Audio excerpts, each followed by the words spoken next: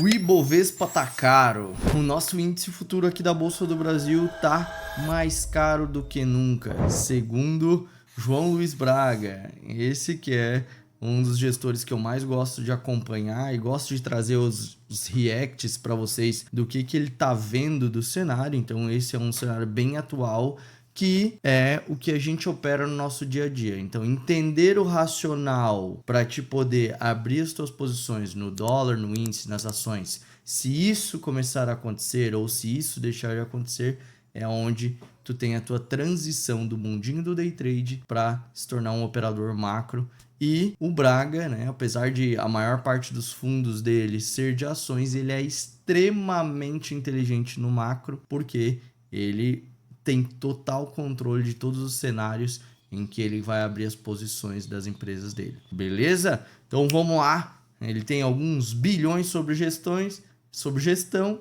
e a gente vai assistir este cara aqui hoje falando com muito prazer. Lhes apresento novamente João Luiz Braga. Vamos lá, galera. Hoje tem muita coisa para falar. Começando com a prestação de conta, que já entra meio que também no que aconteceu, então já entra no cenário e o que a gente espera para frente. Bom, eu vou ficar olhando para minha colinha aqui, tá? Eu esqueci de falar, hoje é dia 9 de fevereiro, são 9h35 da noite, estamos trabalhando bastante aqui, como sempre. Vamos lá. Eu estou especialmente chateado com a performance do long bias, né? Na verdade, com a performance de todos, mas especialmente no long bias. Tem uma coisa que eu aprendi com... Long bias é o fundo deles de ações que eles podem defender com posições de hedge, entende? Então aí tu consegue defender. Se a bolsa cai aqui no Brasil, o objetivo de um long bias, de um fundo long bias, é que ele caia menos do que a bolsa caiu. Se a bolsa sobe, o objetivo de um long bias é que ela suba mais do que a bolsa subiu. Tá? Então esse é o racional, o modus operandi de um fundo long bias. Lembrando, uma gestora sempre vai existir inúmeras categorias de fundos. Então, fundos multimercados, que são aqueles que a gente sempre comenta aqui, que são os que mais interagem com o nosso mercado no dia a dia, que o cara precisa abrir uma posição em moedas, ele vai lá, compra dólar, vende dólar aqui no Brasil, faz as posições que ele precisa fazer. Então, esse seria o fundo multimercado, mas os outros, por exemplo, long bias, também influencia, porque influencia direto no nosso índice futuro e também nas proteções, acaba fazendo algumas proteções nos ativos que a gente opera, ok? Com o Luiz Stuberger é que quem ganha, ganha. Quem perde, explica. Então eu estou aqui para isso. O Encorações até ontem, até o dia 6 de fevereiro, estava dando uns 7 pontos percentuais, 7%. Que beleza, mas assim, é pior que o índice, né? O índice está dando uns 13,5%, né? E pior que a CML de 10%. Ou seja, a carteira principal, que é a do long only, foi mal. Então esse foi o primeiro erro, que a gente vai falar um pouco sobre isso. O Core Long Bias é essa carteira e ainda tinha hedges. Então ele sobe menos ainda, que é mais ou menos uns 2,5. É até melhor do que o benchmark dele, que é o IPCA mesma B, mas eu estou arrasado, né? Eu acho horrível pegar quando a bolsa sobe tanto e eu não acompanho. Ano passado a gente foi muito bem, a gente subiu quase 40%, então compensa um pouco, mas mesmo assim eu estou arrasado. O fundo deles arrasado. no ano passado o Core Long subiu Short 40%, em torno de 40%. Entendeu? Isto é ser um gestor, viu? É óbvio que nem todo ano vai ser assim, né? Mas é só para te entender o potencial, né? 40% em cima de 1 bilhão. Por acaso, mesmo tendo a mesma carteira, ele não sofreu tanto, porque o short é feito não com o índice, como eu vou contar do long bias, mas sim com um short basket, que não foi tão mal. Então, está abaixo do CDI, mas está subindo um 0,8, aí contra o CDI de 1,4. Então não está tão ruim. E o Encore Dividendos ainda não posso falar. Bom, essa está longe de ter sido a primeira vez que eu errei na vida aqui, né? E infelizmente não será a última. Então o que aconteceu? O que aconteceu foi a conjunção de vários fatores que atrapalharam a gente e concentrados no mês só, né?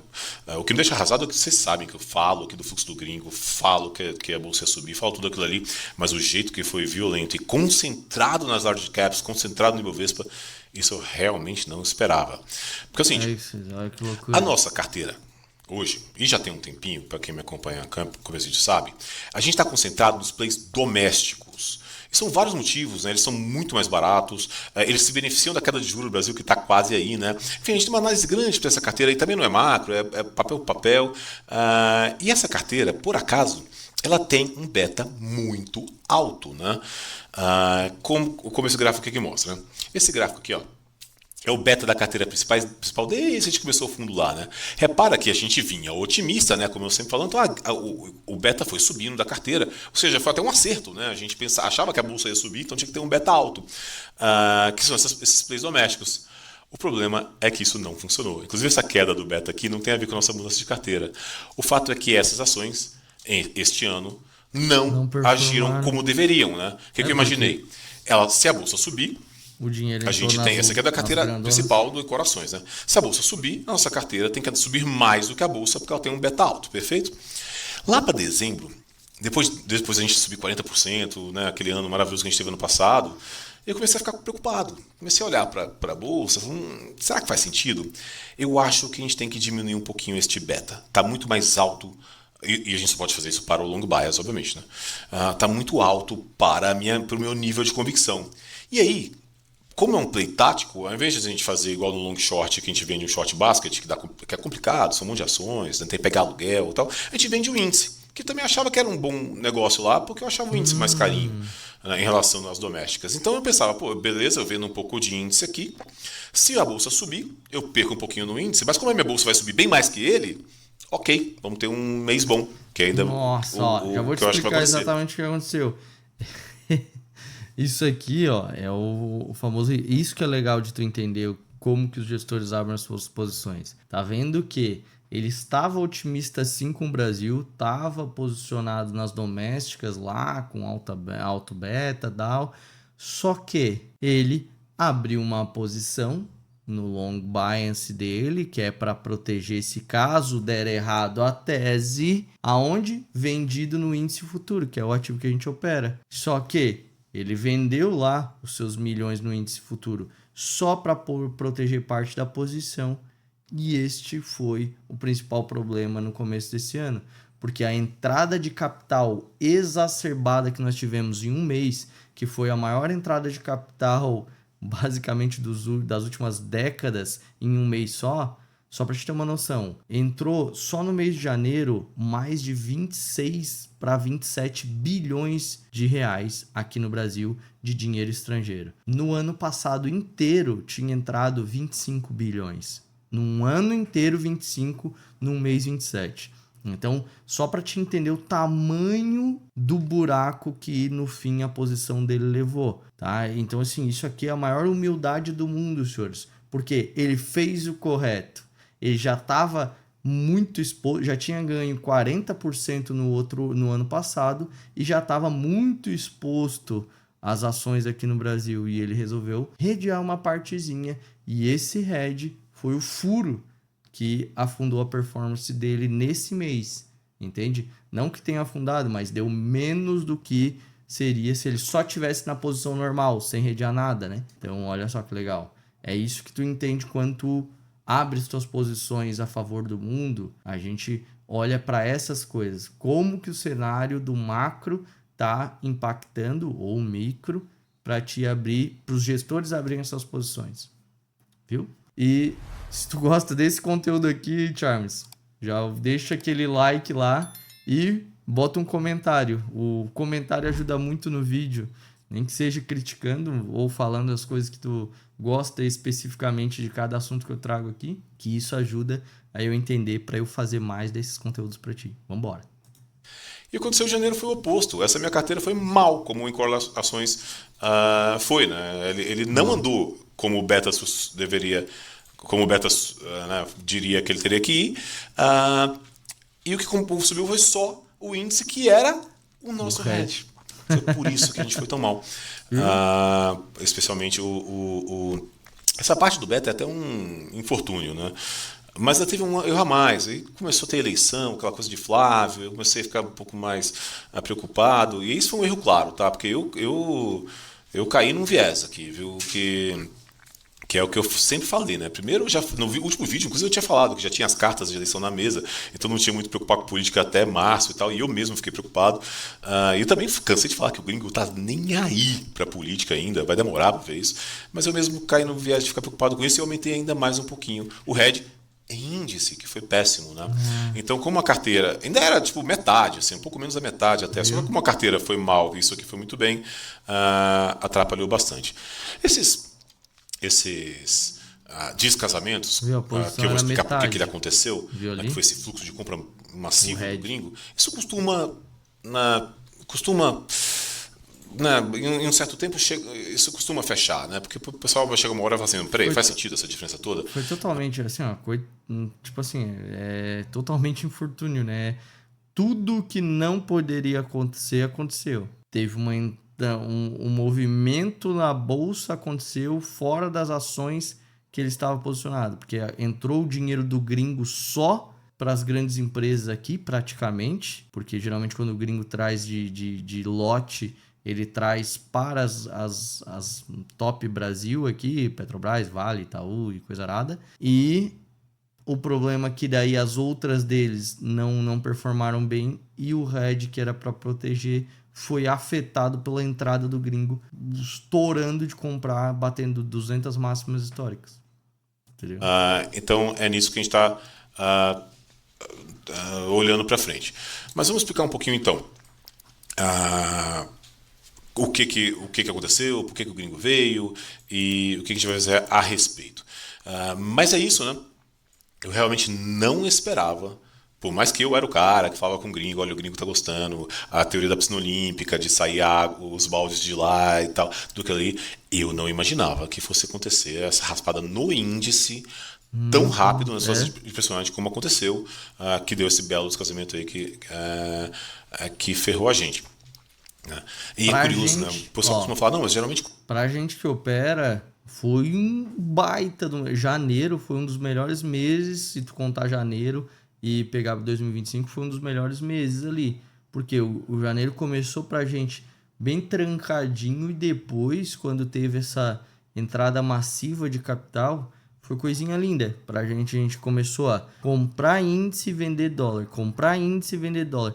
Quase todo dia tinha cenário otimista no nosso rastreador do macro e por isso a gente só captava exatamente tudo que estava acontecendo no mundo. Se não tinha nada contra a gente abria a posição comprada em índice e vendida em dólar. Eu trouxe nas lives das 6h30 da tarde vários dias que a gente pegou 600, 700, 1.000 pontos em 5 minutos no começo do dia. E depois o mercado subia mais 2.000 pontos, 3.000 pontos. Então teve dias de pegar até a gestão longa para pegar 3.000 pontos no índice. No dólar caindo 50, 40, 30 com mais frequência. Então, olha isso. Isso só com as posições a favor do mundo, né? Inclusive, se tu ainda não é operador macro, cara, assiste essa aula introdutória que eu vou deixar na descrição, porque isso aqui pode te tirar do mundinho do day trade e te fazer operar no day trade, mas como um operador macro, com o real pensamento de um gestor, que é tu te posicionar porque tem otimismo e tu sair porque virou para um pessimismo, ou posicionar-se para um pessimismo para pegar o cenário ruim. E como que se pega o cenário ruim? Numa compra de dólar e venda de índice, totalmente o oposto. E aí a gente espera os fatores acontecer e executa, óbvio, baseado nos pontos de entrada, rastreador macro e tudo mais que está ali dentro, tá? Então eu vou deixar o link aqui na descrição.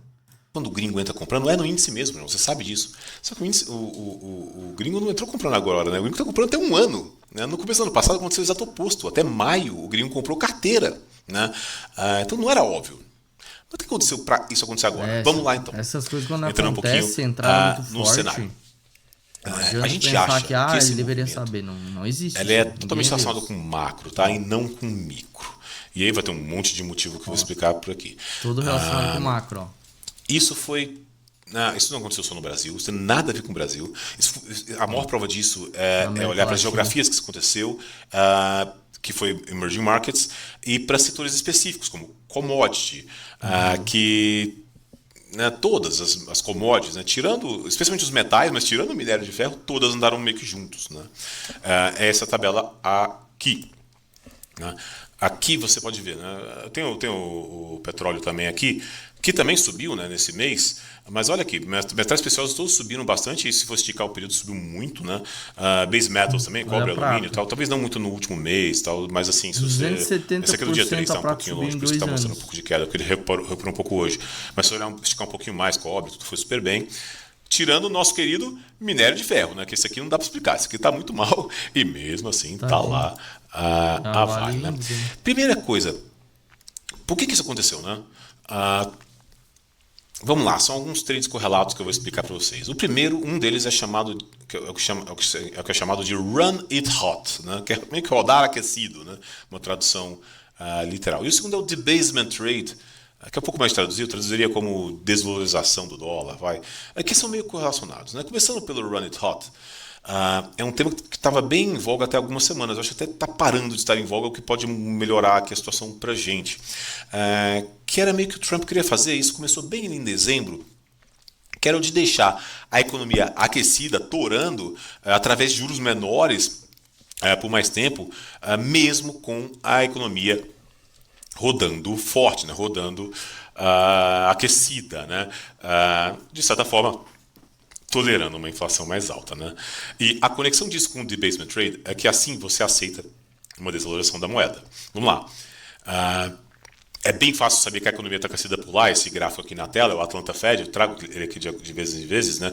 É uma prévia do PIB do quarto TRI, que para ele está rodando acima de 4%, é 4,2% contra uma perspectiva, uma expectativa do mercado muito menor. Assim, é uma economia extremamente forte, né? E mesmo assim o Trump não cansava de falar, pelo menos até agora, quando escolheu o Porsche como presidente lá do Fed, que os juros tinham que cair, mesmo com a economia forte desse jeito que eu mostrei, né? E o Trump, de certa forma, tem um motivo para isso, né? Que são os midterms, que é a eleição do Congresso por lá, né? Hoje ele tem uma maioria pequena, e se ele perde essa maioria, a vida dele vai ficar bem mais difícil. E uma economia boa, assim, né? Certamente é popular para ele, né? Então ele está interessado em run it hot e deixar esse problema para depois da eleição. Aí entrando um pouco na parte do debasement trade, Então, esse já ó, começou tem mais tempo, né? isso Então, que é eu falo. legal, ó, tá? Agora tá já ligado com os interesses, né? 100% macro isso aqui. Mas tá ligado com todos os interesses que o Trump tem nas eleições de meio de ano ali que vão ter. E aí ele quer fazer aquela pressão para cair juros nos Estados Unidos, para acelerar a economia, para investir nos Estados Unidos, porque isso gera um otimismo para o país, faz ele ganhar as eleições, aí depois ele vai ver esse negócio de dívida, essas coisas aí que a gente fala todo dia nas lives, né? Sobre um pouco desse dólar fraco já há mais tempo, a tal da diversificação para os Estados Unidos e tal, porque a turma fica preocupada com a expansão fiscal que está tendo por lá. E não só lá, né? Ó, A gente ele aqui tá não falando pode aí falar da muito sobre isso. do E a fiscal. solução para a dívida pública gigante é a inflação, né? O bom e velho calote inflacionário, como aqui no Brasil a gente conhece, né? E tem mais pessoas que já ficam pessimistas até com medo de dominância fiscal no lado de política monetária por lá, né? Esse gráfico aqui é curioso.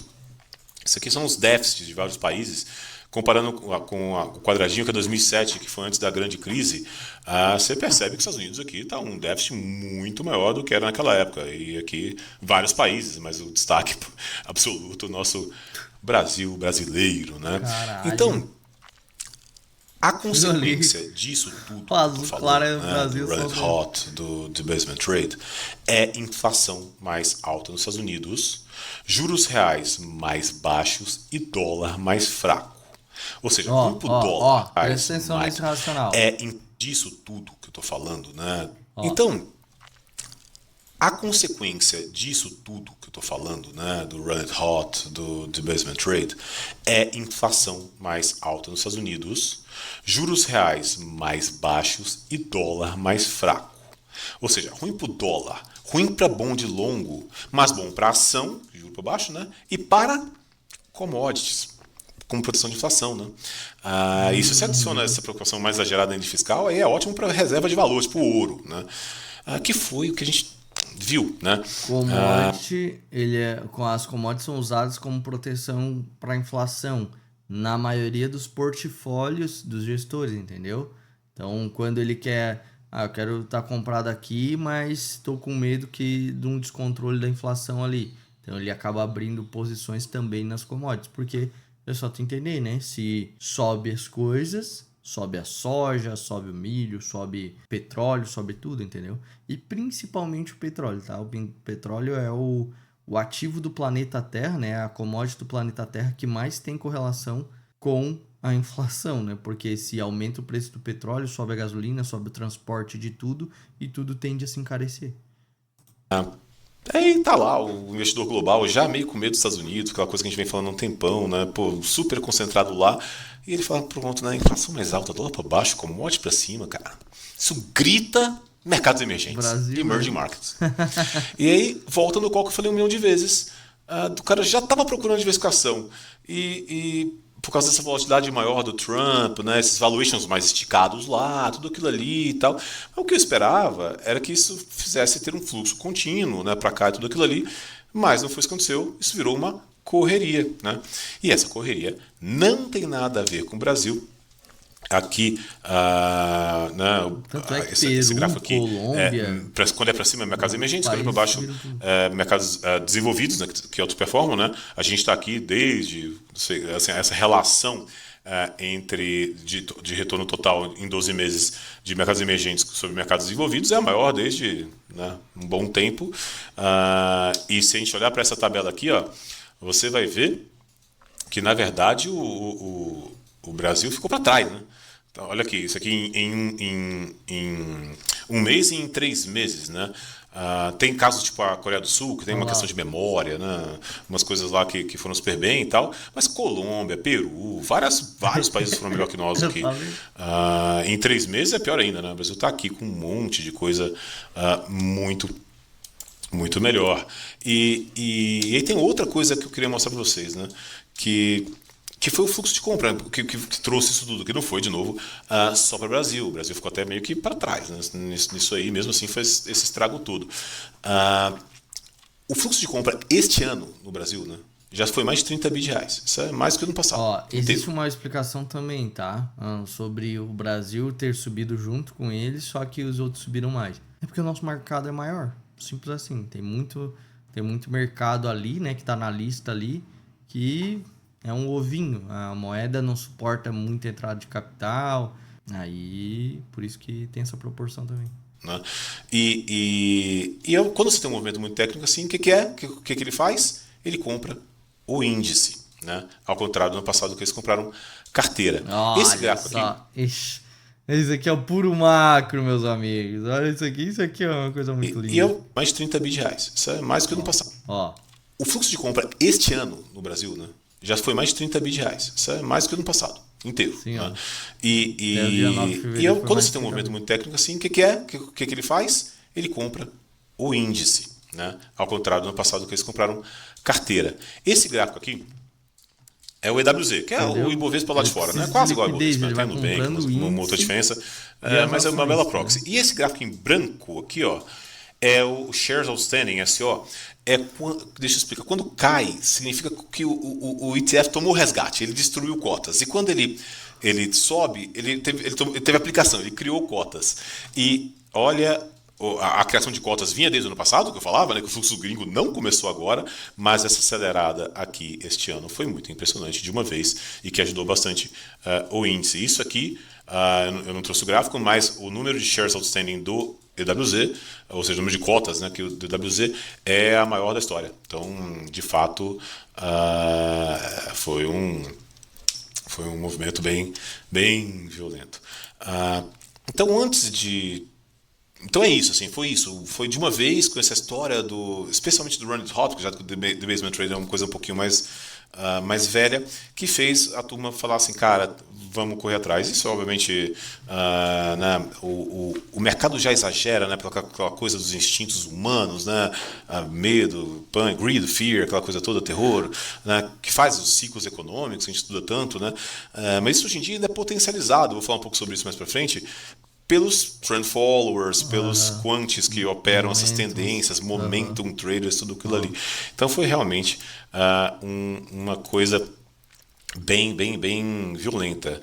E por que a gente acha que foi um move macro? Né? Bom, para começar, quando a gente olha para as commodities e tenta entender um pouco melhor, é curioso porque assim a gente não vê em várias delas, tá? Tanta diferença no que mais move uma commodity, que é balanço de oferta e demanda atual, tá? Né? Para frente, usando a narrativa, você pode colocar a narrativa que você quiser. Ou medo do futuro, tudo aquilo ali. Mas tem algumas commodities que é até pior, a gente até vê fraqueza na demanda agora e acumula alto estoque. Ou seja, parece um fluxo mais financeiro do que físico, né? Inclusive em uma das Lembra da commodities mais comentadas agora, especulação? que é o cobre, né? Ó, não vou, nem coisa, não precisava esperar ele falar. É a famosa especulação que a gente falou nas lives das 6:30 da tarde. Lembra lá quando o ouro passou dos níveis de 5 mil, a onça Troy, a prata superou os 100 mil lá, e a gente falava, senhores, ó, agora que isso aqui virou dinheiro de especulação no talo. E bastou só uma agitada no cenário para um pessimismo para as commodities e a prata caiu 30% num dia. O ouro caiu 10% num dia. Então, essa é a espuma da especulação, que é o que ele está falando ali, entende? Porque não alterou em muita coisa a questão dos estoques, da produção e tudo mais, entende? Então, às vezes até alguns ficaram até um pouco sobrando mais commodities, mas mesmo assim, não é o caso do ouro e da prata, mas nas outras commodities aconteceu. Aqui na tela, só para mostrar para vocês, ah, aqui em cima é o consumo de cobre lá na China, no quarto tri para baixo, no primeiro tri também começou para baixo. Se você olha a exportação, né, de semicondutor lá na China também, meio. Na verdade, do mundo ex-China, né? Também meio para baixo aqui. E aí você olha, então você olha assim uma certa fraqueza, né, na necessidade da commodity, mas os estoques, sim, vindo muito altos. Olha lá, Então, assim, beleza, aí tem a narrativa, que beleza, AI lá pra frente, muito capex, tudo vendendo ali. menos e Mas com o que a gente mais tem que, no final do estoque, mesmo dia, assim subiu. entender, que é importante entender, é se no futuro esse Run It Hot, que eu nem sei se vai continuar, tá? Porque com a escolha do Warsh como presidente do Banco Central americano, Uma já é um coisa pouquinho estranha. menos disso. Se fosse os outros, né, o Hassett lá, que o Trump cogitava, que eram mais vistos como dovish, né, mais vistos como pessoas que iam obedecer o Trump diminuindo o juro, né? Aí esse Run It Hot ia continuar. Mas com o Warsh, sei lá, né? Mas o que a gente tem que monitorar é se de fato tudo isso que está acontecendo vai se converter em investimentos para utilidade real, né? Aí faz bastante sentido o aumento de demanda lá para frente, do que ali. E é o que muita gente aposta, né? Que vai acontecer não só por causa desses capex de AI que a gente tem visto, tudo aquilo ali, mas também pela Big Beautiful Bill do Trump, né? Que incentiva o investimento. Já se esse Rand Hot for mais nominal e o aumento de preço for mais relacionado com proteção contra a inflação, aí acho que essa alta tem uma vida um pouco mais curta. E ainda, além tudo isso aqui, tem um ângulo geopolítico nisso tudo, né? Como a gente já falou Olha em lá. vídeos antigos sobre terras raras, né? A Bel, nossa analista de commodities, ela até brincou que antigamente a história do mundo era meio que explicada pelo petróleo, né? Todo mundo fala de petróleo, na geografia, os livros de geografia de quando a gente estava na escola, tudo aquilo ali, né? E hoje acho que é mais para o mineral crítico, né? Como cobre, níquel, quem sabe um dia terras raras e tal, né? Né, um cenário econômico em que o crescimento real é altamente dependente de produtividade vindo de AI, né? Aí fica um pouco daquela história que a turma tem que garantir a segurança energética do grid que suporta, né, os data centers, tudo aquilo ali, né? Esse gráfico aqui na tela, aqui, é um pouco do que é importante para a energia, né, de acordo com o Departamento de Energia dos Estados Unidos, e que tem risco de oferta, né, e aí você vê esses aqui que são os mais arriscados, inclusive o níquel e tal. Aqui, mais ou menos, perto de crítico igual ao cobre, então um pouco menos, aqui outros que são menos críticos. Então, sob essa ótica geopolítica, dá para entender essas estocagens acima do nível histórico de metal crítico como estratégia estrutural, né? E talvez esse superávit que a gente está chegando aí Para os metais é isso, né? Vem daí, né? O próprio governo Trump anunciou semana passada, quando começaram a corrigir um pouco, né, não, até a prata caiu bastante, tudo aquilo ali. O Trump anunciou uma criação de uma reserva, um fundo de 12 bi de dólar, que nem é tanto assim, né, para níveis dos Estados Unidos, de estoque estratégico de minerais críticos. E hoje, isso é uma notícia que a gente acredita um pouco menos, que a China iria expandir também o seu estoque estratégico de cobre. A gente confia menos porque a China não costuma, né, avisar, né, anunciar esse tipo de movimento. Então, esse ângulo geopolítico também, né, caso ele não se materialize por algum país, por algum motivo a coisa fique mais calma e tal, a conclusão final seria que todo esse price action recente é antecipação de expectativas econômicas, né, com indicadores físicos sugerindo correção de praticamente todas as commodities, talvez exceto o ouro, porque tem o debasement trade, né, essa história de compra de Banco Central, tudo isso que está acontecendo. De novo, a gente viu coisas nesse ciclo agora que foram muito violentas, né? A prata, tudo isso. Porque, de novo, quando existe alguma racionalidade, alguma lógica, eu espero que vá subir o cobre por causa de, sei lá, AI, não sei o que lá, a galera começa a comprar. Né? Antigamente só o ser humano fazia isso, agora ainda tem os quants, que pioram muito esse movimento. Tem os CTAs, né? O tal dos CTAs, que são os trend followings, né? Que eles veem o movimento e saem comprando junto. Aí os momentum traders vão junto. E aí, qualquer motivinho que faça o cara mudar de ideia faz com que tenha o tal do degrossing, né? De correções brutais, como a gente viu a prata cair 30% um dia, tudo, por aí vai. Então, dá um certo medo, tá? Entendi. Lembra então que eu falei na mais ou menos live aconteceu? Foi sobre isso? parte do movimento realmente a tese piorou e parte do movimento é isso e o resto é a especulação que sai igual um cavalo, né? Literalmente quando vai sair a porta é pequena, então e aí todo mundo entra em desespero. Então o primeiro movimento é o reajuste da tese e a extensão do movimento, né? Por exemplo, 30% na prata, é a especulação saindo desesperada, entendeu? Foi o trigger para essa alta toda foi esse nosso E running thought, que eu acho que já os robôs, os trading following, que ele falou ali, né? Que são os baseados em momento, né? O momento tá bom, tá entrando fluxo, eles vão comprando, é tudo programadinho, né? está começando a passar. E o debasement trade, que aí é um pouco mais a longo prazo, tudo aquilo ali, já explicamos e já mostramos a violência que foi. Né? Então, beleza. E quais são as consequências disso? Agora, até entrando um pouquinho do que a gente está olhando para frente. Né? Essa tabela gigantesca eu não vou poder aparecer, nem é tão importante, né? É muito número aqui. Isso aqui é basicamente você pega todas as bolsas do mundo inteiro e tal, e vê essa coluna aqui, que é o preço sobre o lucro. Né? Você olha lá, o Brasil, está aqui amarelinho, 9,8. Olhando para o resto aqui, parece barato, ainda mais porque está até abaixo da média de 15 anos, que em 10, os outros não, né? Vários aqui você olha estão acima, dividendo, 5% aqui, enquanto os outros menor que isso.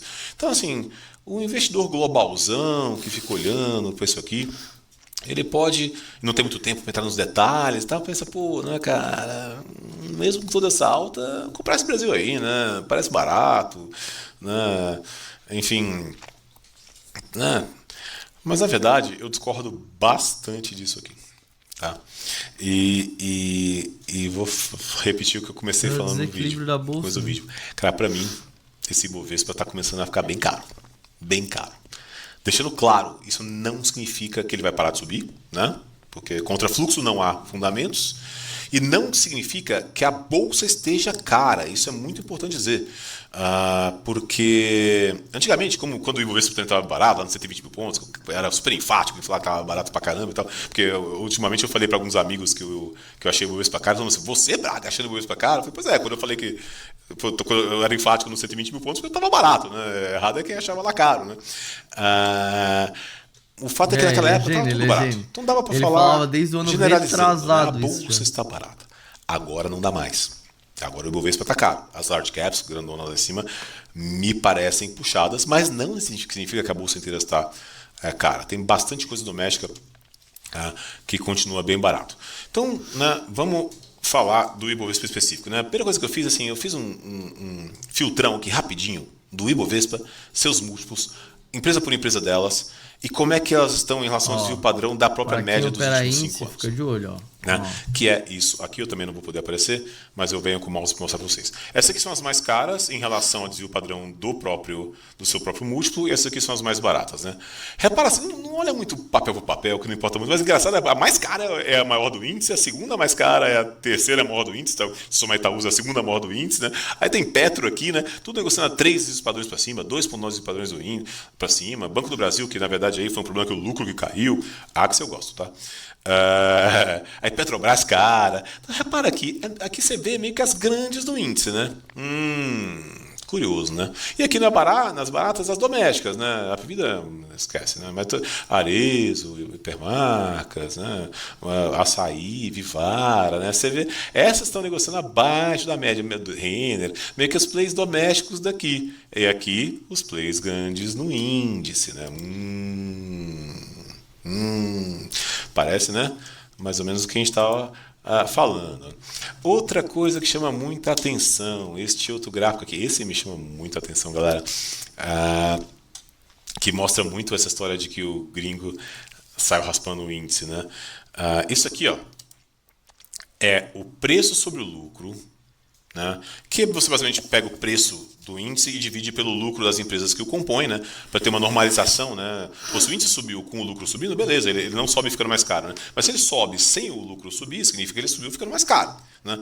E aí, em branco é o SMLL, que são as empresas menores da bolsa, e em laranja é o Ibovespa, né? O Ibovespa é sempre num múltiplo menor aqui, e olha agora, plum, passou. O Ibovespa está mais caro que o SMLL. E aí, pô, João, você pensa, João, mas isso não faz sentido, né? Olha como foi brutal essa diferença, essa descolada, né, essa ultrapassagem do Ibovespa. Bom, o fato é que não, o Ibovespa deveria negociar com múltiplos menores. Por quê?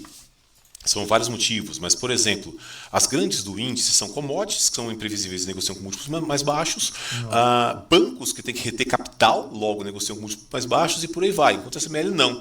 Mas, pô, João, mas beleza, 5 últimos anos você até foi. Mas como é que foi isso ao longo de um tempão, né? Repara, isso aqui é desde 2010, em branco a SMLL de novo e em vermelho o Ibovespa em preço sobre lucro. Repara que são raríssimos, e aí tem os bugs do Bloomberg aqui, tá, gente? Quando dá esses descasamentos muito grandes, eu não confio tanto não, quando tem dados muito longos. Mas repara no olhão aqui, né? Não precisa ficar entrando no detalhe, mas assim, o SML sempre, tirando raríssimos momentos, sempre negocia acima do Ibovespa. E agora, olha esse catch-up aqui, ó. De novo. Faz sentido isso? Sei lá, isso aqui me parece meio que puxado por uma raspa o índice aí, né? E o SMLL não. E aí foi o que aconteceu. Não. Legal. Vamos continuar, né? Esse aqui, na tela, é a composição do índice, né? Vale, Itaú, que é os pesos dele no índice, né? Se você soma aqui, ó, Vale, Itaú, Petro, Bradesco, B3, Itaúsa, BTG, até aqui o Banco do Brasil, só isso aqui já deu 47% do índice, tá? Falei só dos bancos e B3 aqui, né? E as duas maiores commodities, né? Já deu metade do índice, só essas aqui, né? Viu o que a gente fala? E aí vão meio que falar de cada uma que aconteceu, né? Começando por Vale. Vale aconteceu uma coisa interessantíssima, que é raríssimo de ver, né? A Vale subiu, aliás, subiu bastante, com seu múltiplo preço sobre lucro subindo também. Eu já vou falar um pouquinho sobre isso. Aliás, tem uma terceira coisa, com a sua volatilidade implícita subindo também, o que também não é normal. Geralmente quando a bolsa sobe, a vol cai, né? Mas subiram os três juntos. Bem raro de ver. Eu não vou focar muito na volatilidade implícita, que é um pouco mais complicada, mas vamos falar da Vale e o seu próprio múltiplo, que é esse gráfico que eu fiz aqui na tela. Aqui é o preço da ação, em azul aqui é o múltiplo PL, preço sobre lucro, desde 2010. Reparem uma coisa. Quando a Vale cai, seu múltiplo sobe. Aqui subiu bastante. Aqui o lucro da Vale chegou a 0%. Eu até cortei o gráfico, então o múltiplo explodiu quando a minério era 35 e a Vale estava super endividada. Quando a Vale sobe, seu múltiplo cai. Repararam? É uma relação inversa. E aqui a Vale subiu com o seu múltiplo subindo. Por que que isso acontece? Isso acontece porque geralmente quando a Vale sobe, ela sobe porque o minério está subindo. Né? Óbvio, né? É o que ela vende. Né? Então, se o minério sobe, ela sobe, o que o mercado pensa? Fala, legal, mas significa que a gente está na fase boa do ciclo. Então, eu não vou pagar múltiplo alto, vou pagar um múltiplo um pouco menor. Quando ela cai, significa que o minério caiu, significa que o minério está deprimido, está na parte ruim do ciclo. Como aqui, né, que o minério bateu 35, o múltiplo voou. E é por isso que tem pessoas que falam, né, que equity, né, empresas de commodity, você compra quando o múltiplo está alto, ao contrário da maioria da bolsa. O que não é normal é o que aconteceu agora, que foi a Vale subir com o seu múltiplo subindo. E por que isso aconteceu? Porque o minério não subiu. Esse aqui, o minério está mais parado, na verdade está caindo até. Em branco é o minério. Eu botei aqui em reais, tá? Nesse eixo aqui. Então está mais ou menos $100 por 5,20 dá R$520 agora. E em azul, neste eixo aqui, a ação da Vale, que estava lá 55 e tal, e voou para 87. Ela voou para 87 com o minério no menor nível desde, sei lá, esses gráficos, inclusive, você pode esticar muito para trás, porque ele vai estar no menor nível de um de um grande tempo, tá? E faz muito tempo que o minério não está tão barato, né? Aí você fala, né? Por que, né? Você volta e faz de novo, por que a Vale subiu tanto então, né? E aí entram as narrativas, né? Não, mas tem o cobre, tem o níquel, beleza, isso é 20% da Vale, tá? Não sei se compensa essa queda do minério aí. Cobre e níquel é 20% da Vale. Não sei, não compensa. Além de outras narrativas, aí quando começa a narrativa, galera, assim, eu tô ficando velho, né? Mas ficar velho não é legal, mas quando você fica velho, você já viu tanta narrativa, já viu tanta coisa, né? Quando começa a ser só narrativa, tipo...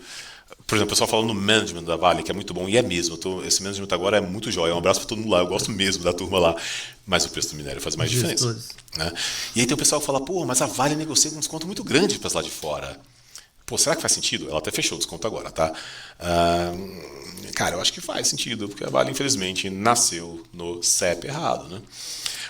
No Brasil. Então é isso. E eu trouxe aqui uma tabela para mostrar um pouco de sensibilidade para vocês. Deixa eu ver se eu consigo aparecer. Consigo.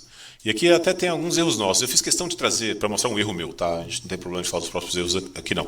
Aqui é mais ou menos como é que estão as commodities no spot. Como é que estavam, na verdade, no dia 1º de dezembro, como é que estão agora. Agora é dia 3, mas tudo bem, tipo agora. E aqui é o que a gente espera. Aqui eu não levaria tanto a sério quanto a gente espera, não, porque commodity é bem imprevisível. Mas é isso, né? As commodities, o minério até caiu, né? O cobre subiu um pouco, o níquel subiu também, por aí vai.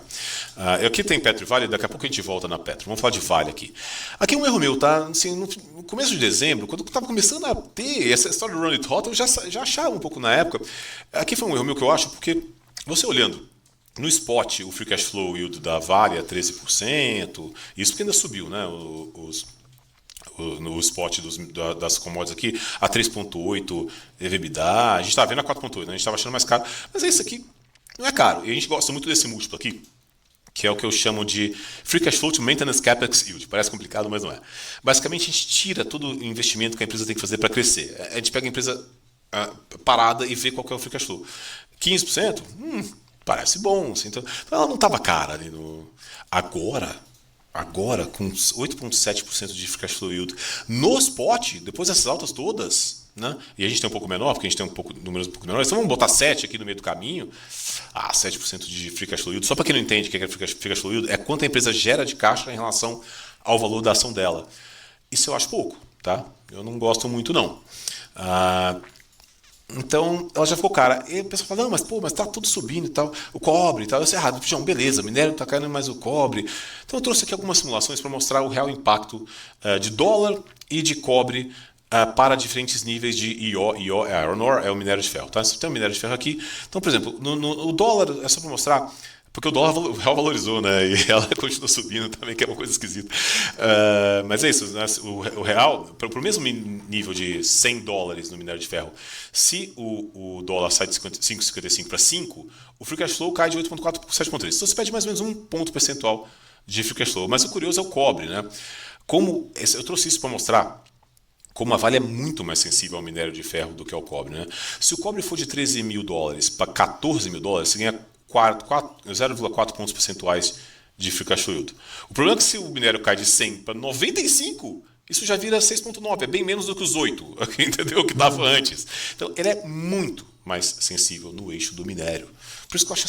Lembra quando eu falo para vocês que o cara que faz análise micro das ações, análise micro das commodities, que é a parte de estoque, produção e coisa arada ali, é este nível aqui que eu falo, tá? Então, assim, quando a gente olha no cenário macro, já parece um pouquinho complicado, né? O micro, meu amigo, os caras olham o detalhe do detalhe do detalhe, porque se o cara trocou uma peça de lugar aqui, prejudicou a produção, então, entendeu? É esse nível aí, ó. A história de cobre é um pouco exagero para ela. E para o dividend yield, obviamente, faz a mesma coisa, tá aqui para quem quiser ver.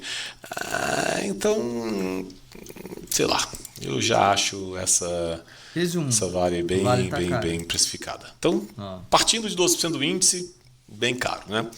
Então, como a Vale é a maior empresa da Bolsa... Voltando para aquela tabela, também me parece cara. Aliás, Petro está mais cara que as majors americanas, tá? Assim, tipo, é realmente... O minério, eu falei, o petróleo até subiu, né, uns 10% ali, mas o petróleo é uma das commodities que não entram muito nessa dinâmica das coisas que a gente tem falado até agora. E mesmo assim, a Petro hoje está negociando a 8% de free cash flow yield com o preço spot, mas como a gente acha que vai cair e ela é muito sensível ao petróleo, a gente acha que é 3,7%. Vamos fazer uma média aqui, 5% de free cash flow yield para a Petro, né? Num ano inteiro de 2026, lembrando que a Petro 5% de geração de caixa, né? Agora, no ano inteiro de 2026. Que ela paga um pouco mais que isso, que a geração de caixa de dividendo, daria, sei lá, 8%, né? No ano. Que eu acho bem mais ou menos. Lembrando que a Petro, alguns anos atrás, chegou a pagar 20% de dividendo em um trimestre.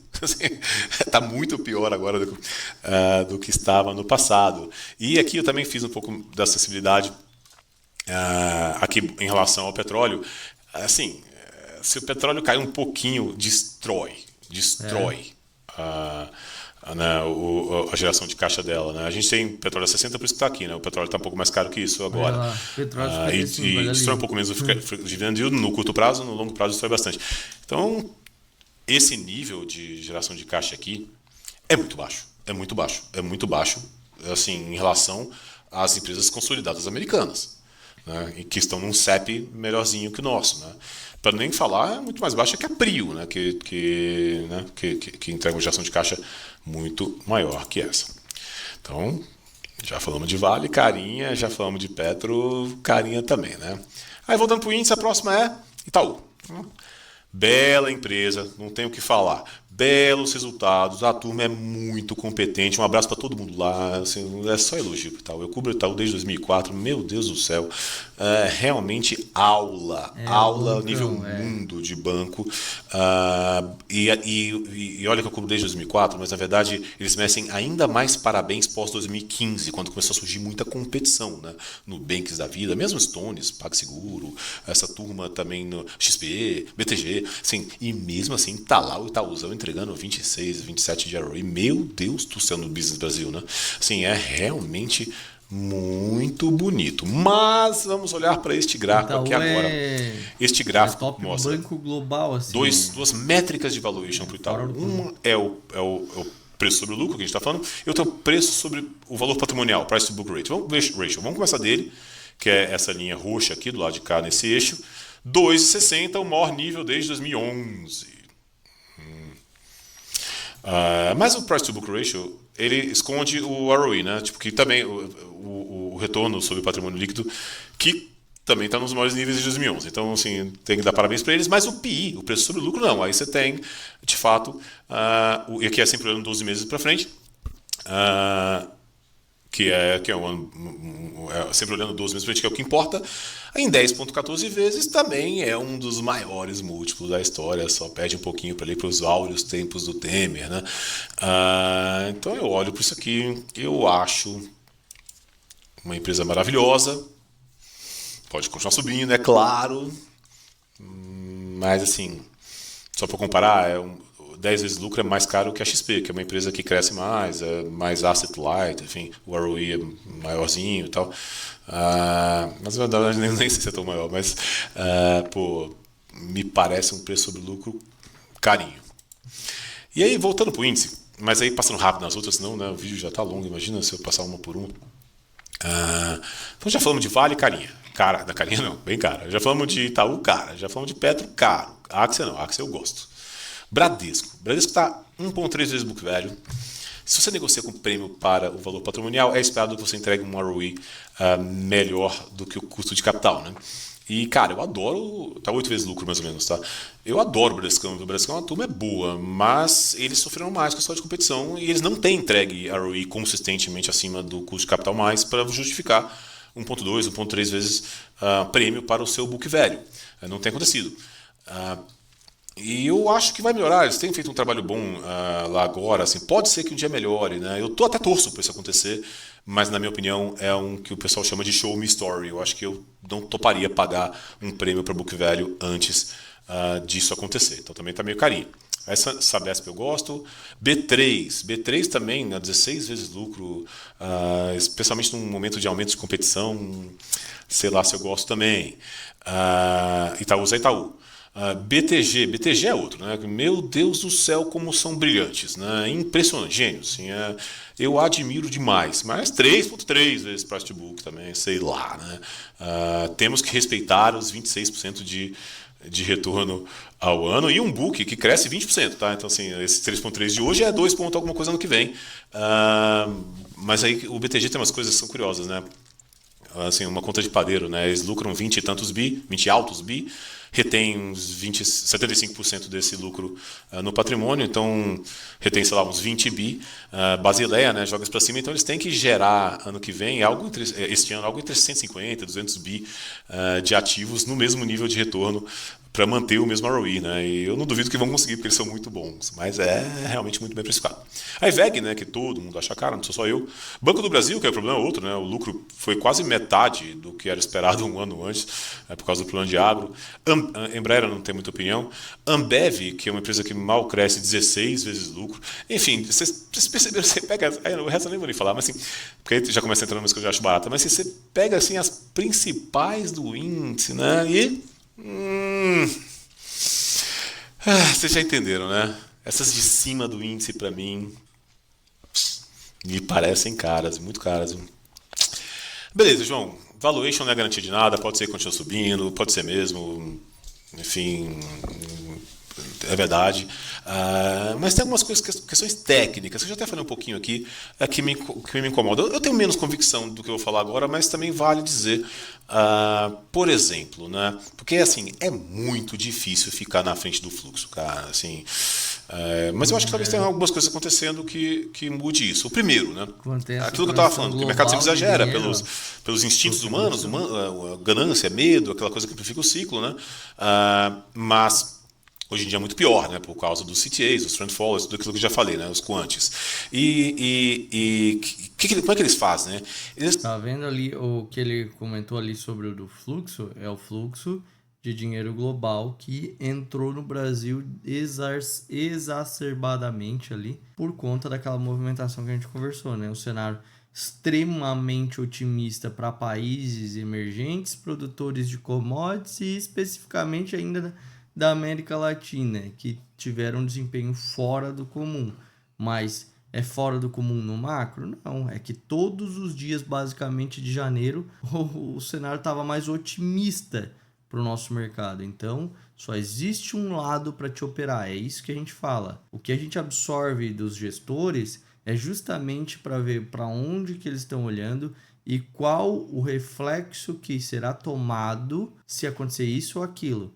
E aí, quando acontece aquilo durante os dias normais, a gente só se posiciona a favor do quê? Do fluxo global de dinheiro, desse racional do fluxo do macro, entendeu? Não tem nada a ver com o maravilhoso mundinho do day trade do fluxo, compra, vende, compra. Aquilo lá é um inso de porcaria que acaba com a tua vida e te bota num vício incessante de ficar clicando. Compra, vende, compra. Agora, quando tu entende o fluxo do macro, aí tu vai ou só comprar naquele dia para poder levar junto, ou só vender se estiver no cenário oposto.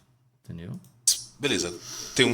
Acontece alguma coisa, a galera vai comprando, né, o ativo, a commodity, sei lá, isso vai indo, aí os quants percebem essa tendência, começam a comprar também, até a hora que eles ficam super compradões, né, nisso aí tudo.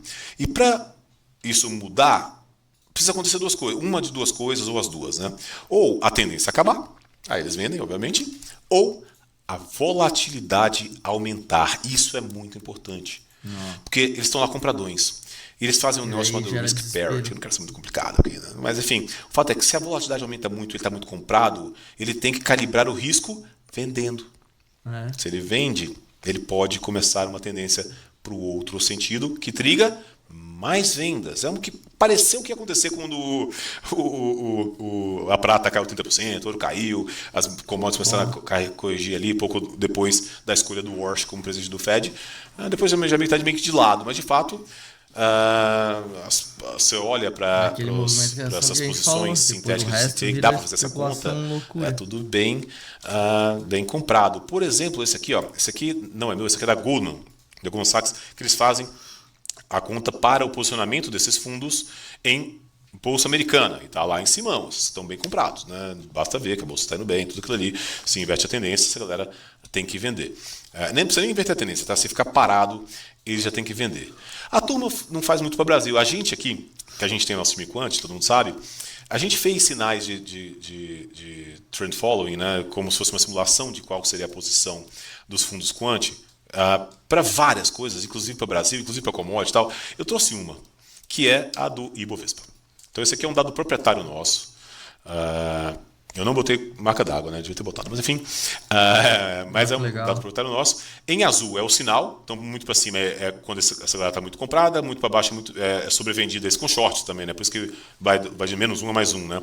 E aqui em amarelo é o índice. Repara que eles seguem bem, né, juntos aqui, né?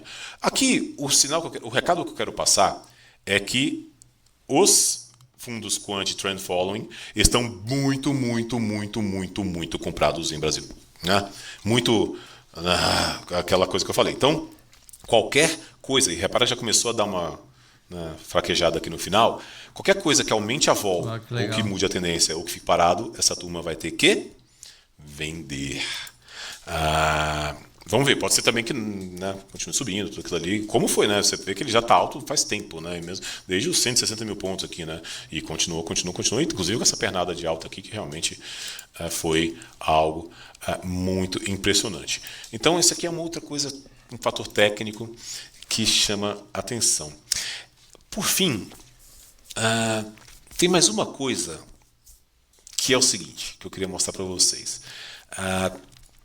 Que é o seguinte. Às vezes uma alta é justa, né? Quando o lucro melhora, aquela coisa. Às vezes eu já vi, inclusive, bolsa subir ficando mais barata, né? Porque a alta de lucros foi maior do que a alta da bolsa, tudo aquilo ali. Então eu parei para olhar um pouquinho, provocado pelo meu grande amigo Rubinho Ops, lá do Morgan Stanley. Um abraço pro Rubinho.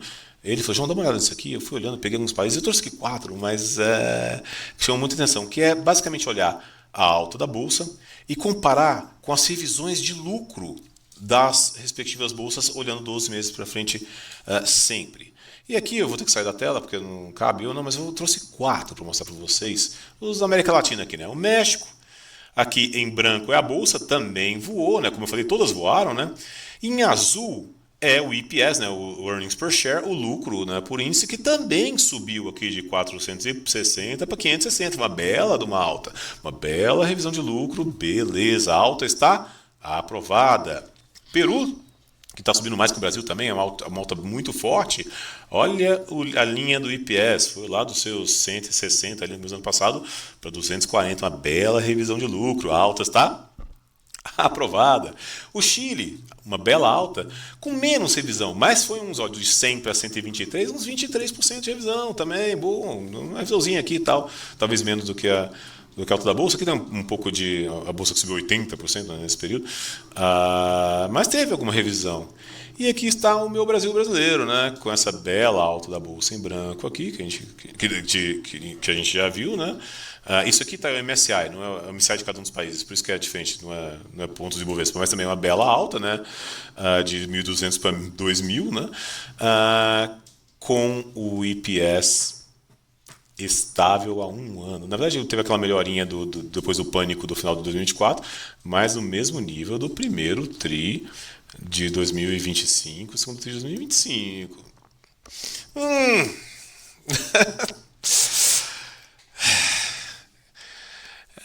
Essa alta brasileira foi puramente re-rating, foi puramente fluxo, foi puramente o balde de água saindo lá da piscina olímpica, que eu achei que ia vir devagar e veio de uma vez. Veio uma paulada. Mas para acabar, e eu não vou falar só hoje, porque já foi aí 50 minutos de vídeo, esse vai ser o maior vídeo de um bom tempo, eu sei que eu estava devendo, né? Mas meu Deus do céu. Mas para acabar, gente, acreditem, isso aqui são as large caps, isso aqui foi o fluxo. E que, de novo, não foi o primeiro fluxo. Já tem fluxo de gringo há um tempão. E gringo é muito mais esperto que a gente, tá? Eles sabem quando se descola. Vai chegar um cara que vai olhar e falar assim, mas faz sentido esses domésticos terem ficado super para trás com a queda do juro? Faz sentido? Será que se eu quiser entrar no Brasil, eu vou entrar agora comprando Vale e Petro? Com 7% e 5% de free cash flow yield? Comprar Itaú a 2,7%, o Facebook, esses talvez até comprem. Ou será que eu vou dar uma garimpada aqui nessas coisas que, inclusive, tem liquidez menor, se garimparem de vez, esse negócio pode subir muito mais, né? Existe, sim, uma bolsa, que não é o Ibovespa, mas existe, sim, uma bolsa muito barata aqui, que é a dos players domésticos, que, aliás, é o que a gente tem na carteira. Então, eu errei, né? Esse fluxo aí. A gente sofreu porque esse ano não subiu. Estou falando de consumo doméstico como o Smart Fit.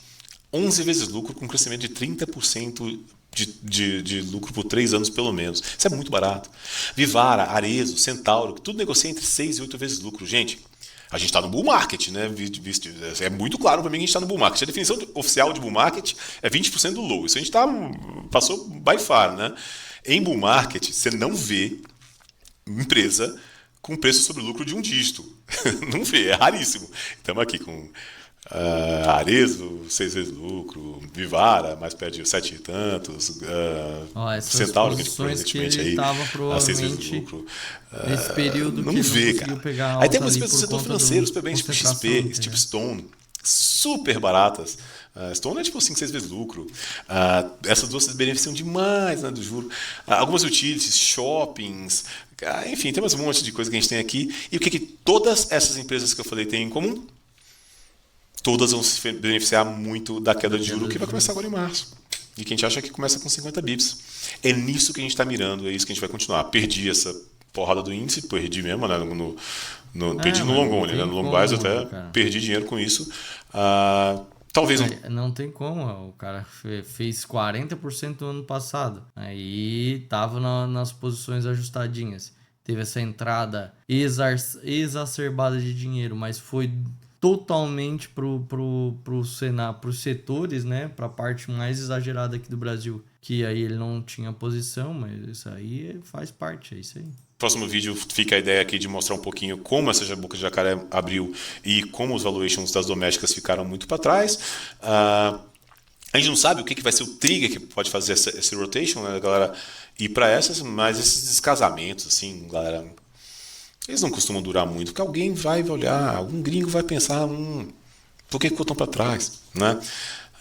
Vamos ver. Pessoal, é isso. Peço desculpa pelo vídeo longuíssimo. Já são 10 quase 10h30 da noite agora aqui. Boa. Nossa carteira principal não continua, né? Como eu falei, comprar em preços domésticos e com um pouco caixa nos long onlys, apesar de a gente já começou a vender algumas coisas, tá? Eu não quero falar o quê, porque a gente pode continuar vendendo, mas a gente já começou a diminuir algumas coisas que a gente acha que subiu bastante. No Encore Dividendos, por exemplo, esse eu vou falar, a gente vendeu Itaúsa, pelo motivo que eu já disse aqui em cima. No long bias a gente continua, eu mantive a mesma defesa. Pode soar a cabeça duro, né? Mas e encarando esse fluxo todo, mas acabei de falar por 50 minutos por que a gente continua, né? O net long está por volta de uns 45%. A gente mudou para uma estrutura de opções que se sobe, a gente diminui a nossa venda. Então, se começar a entrar muito fluxo aí, é como se eu estopasse parte desse índice, e se cair, a gente até aumenta o short. E é isso, pessoal. Vamos ver o que os próximos meses nos trazem, né? Eu continuo acreditando bastante nesses países domésticos, com essa queda de juro, que, by the way, o juro que é o maior patamar dos últimos 19 anos, né? O juro real, por exemplo, não fechou ainda, né? Tá lá em TNB lá em cima. Quando fechar, a gente vai ver o que vai acontecer com as domésticas. Não falei de eleição, porque o falar de eleição me atrapalhou. Então não vou deixar me atrapalhar mais e nem quero atrapalhar vocês. Mas a gente volta a falar quando tiver alguma coisa mais clara lá pro final de março e começo de abril. Olhar agora não vai ajudar em nada. Fechou?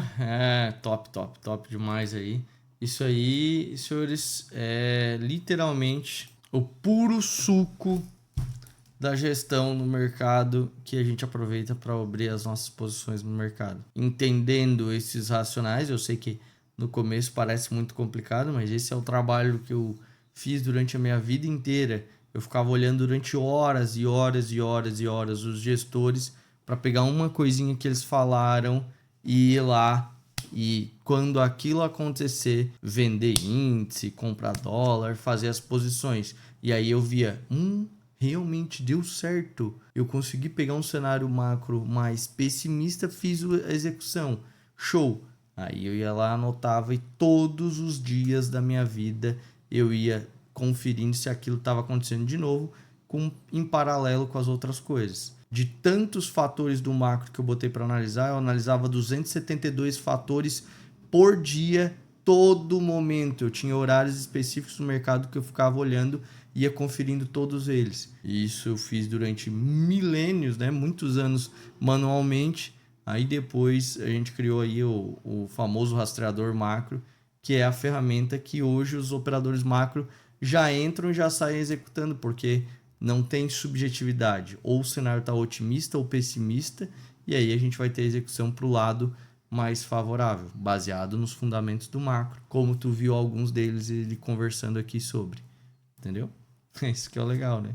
Então, se quiser se tornar um operador macro, vou deixar o link aqui abaixo na descrição e vai ser muito bem-vindo ali, porque a gente tem reuniões todos os dias para falar sobre cada cenário de cada dia com os operadores macro. Então, é isso aí e a gente se vê no próximo vídeo. Valeu, um abraço!